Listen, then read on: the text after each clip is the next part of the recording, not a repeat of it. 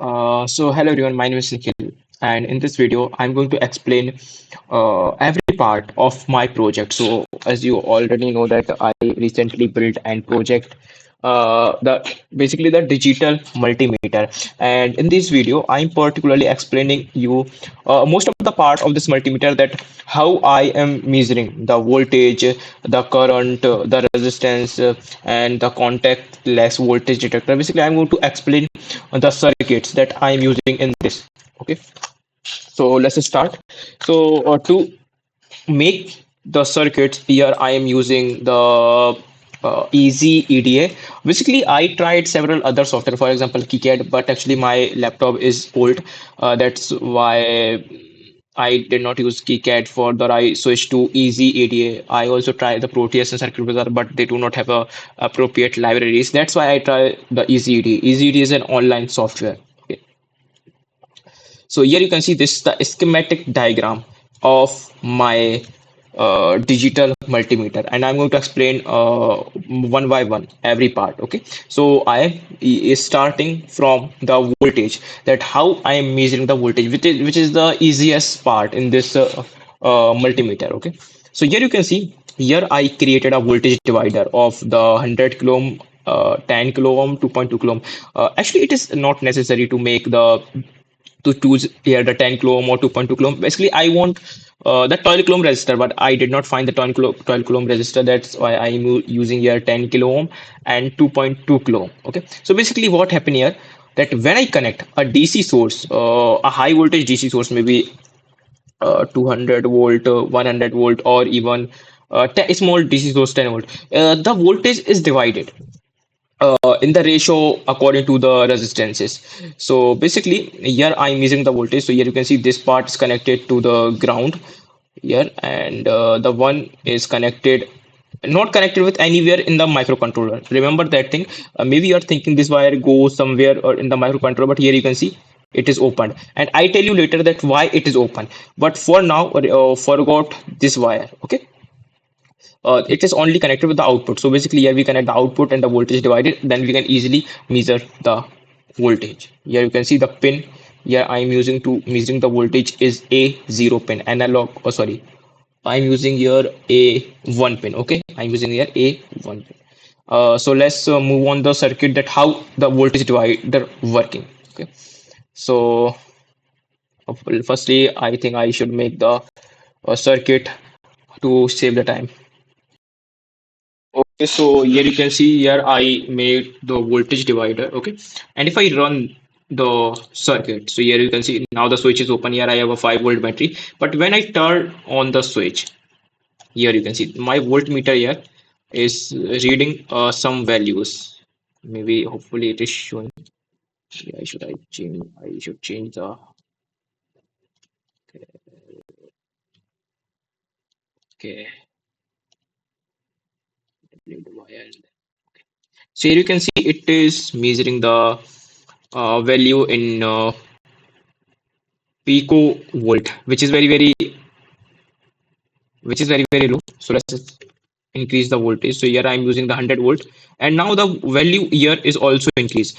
So basically I'm using the pin number A1 of Arduino in the place of the voltmeter. Okay, and it is using the analog value up to 1023. Then I use some calculation in the code to according to the voltage divider to calculate the accurate voltage. Okay, that's it. So that's the circuit behind the voltage measurement, and this is a very simple part. So let's now move on the maybe I should move on the what I'm using on pin number A0. I also forgot about it. Okay, so I'm using the pin number A0 for a transistor and MOSFET check. And it is another interesting thing, that how I can find that whether the which type of transistor I'm using. For example, the NPN transistor, PNP transistor, or it is shorted, it is open, or which MOSFET I'm using, such as N channel MOSFET, P channel MOSFET, or does the MOSFETs working out properly. So all the things we can measure using the A0 pin and some common circuit. So here you can see here I am using some resistor, basically free resistor, to do this thing. So here you can see there's a 1 kilo ohm resistor here, another 1 kilo ohm here, 10 kilo ohm here, and by all the three resistance, we can actually calculate the all about the transistor and the MOSFET, that whether it is working or not. So let's mm, see the circuit, that how can we detect the faulty transistor. Okay, so again, I have to make the circuit first. So here you can see that is our circuit for the measuring the transistor, basically checking the transistor. So here you can see this circuit is for NPN transistor.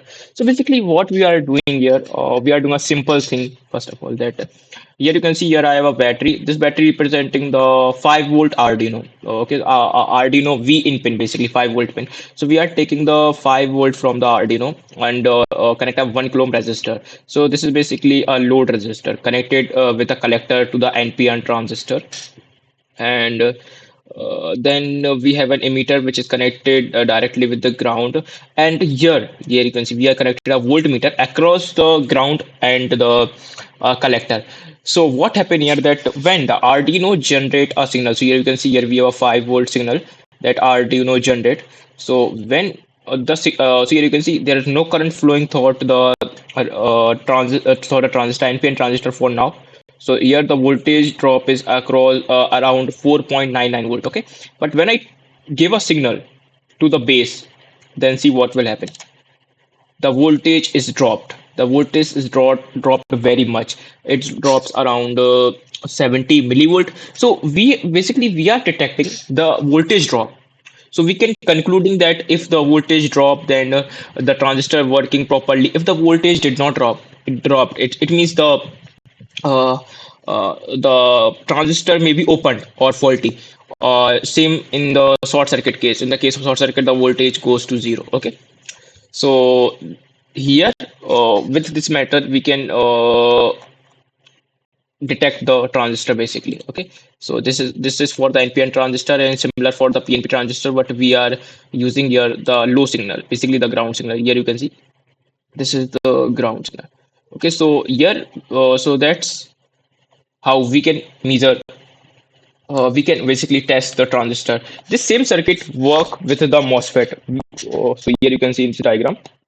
Here we have three pins, one, two, and three. So here we connect in the one we connect the collector, then second base, then third for the emitter. Okay. And here I also connect a 10 kilo ohm resistor. This is a pull down resistor. It is very necessary in the case of the MOSFET. Okay, and because the various MOSFET, mostly all of the MOSFETs have the gate, source, and drain.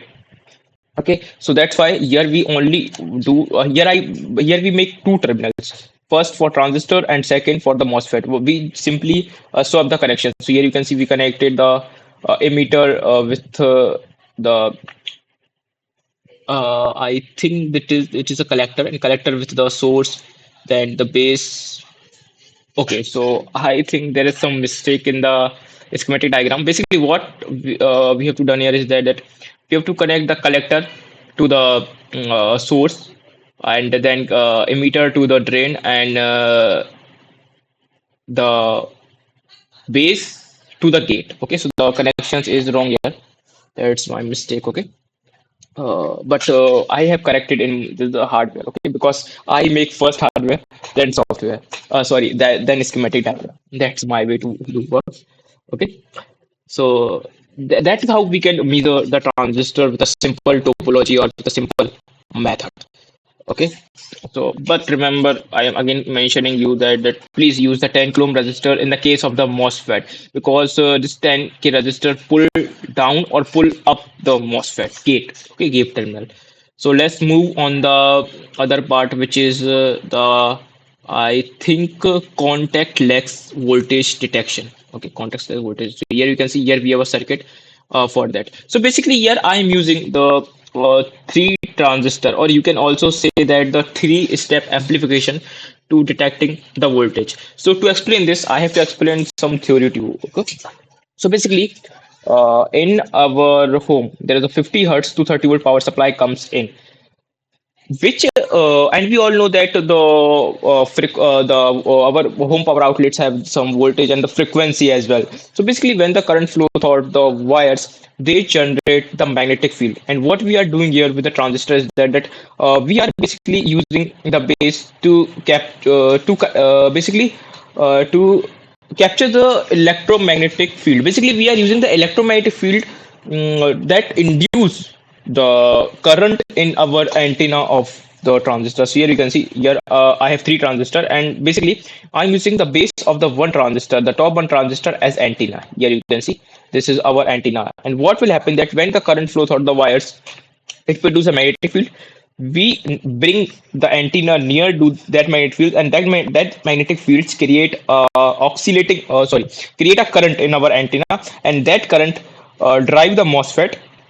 Okay, and this MOSFET has a high impedance resistance. Okay, so you can see here I'm using the 1 mega ohm resistance. So basically what it will do that is simply connect the base the emitter to the base of the other transistor, so we can amplify the signals, and the amplification depends on the resistor values that we are using here. Okay, so here you can see here I'm using the three transistor. You can further use more transistors to amplify it more. Okay, but for now I'm using the three transistor. Okay, so here you can see this is the simple circuit here I'm using, and this is an LED. This LED is not necessary. Okay, and again I'm using the same method that we already using the 10 transistor checking. I connected here and the resistance of around 220 ohm to get an specific voltage drop, and I'm using the voltage drop to the pin number. I think pin number. Okay, I have to select the. Okay, I'm using here the pin number A6 to the contactless voltage detector. Okay, so that is how I am using the voltage without making any contact. Hopefully, you will understand. And then there are some common things here to that we have to make because our whole system running on it. For example, here I have the regulator part here. Basically, we have a supply. Basically, we are using two cells here of 3.7 volt, which can give around 7.4 volt, I think. So, but our Arduino works on the 5 volts. So here I'm using the 7805 IC. Here you can see. Here I'm using the 7805 IC to step to basically to get the constant 5 volt. And then here I'm using some basic blocks that are providing the basic things. For example, this one is for the 3.3 volt output. We are taking it from the Arduino.